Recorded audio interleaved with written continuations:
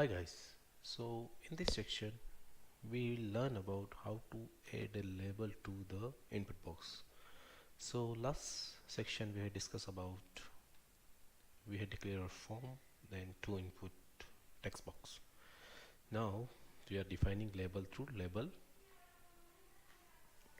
tag name. Okay, and this first name will be displayed on our web page.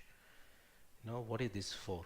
This is for is nothing but to link between input box and label. So I define a for first name, and then same thing, first name I define a id into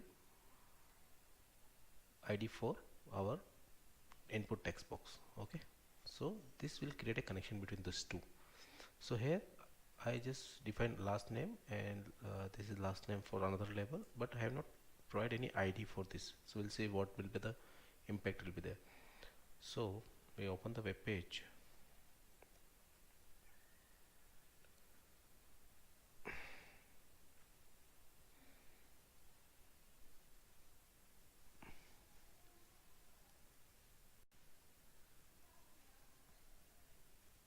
Okay, so this is the first name and this is last name. Okay, now you see you clicking on first name, this is highlighting, and when you are doing the on last name is not highlighting, because there is a connection between these two which we have provided using for and id.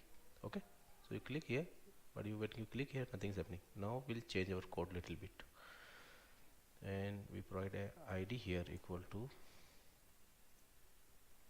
last name.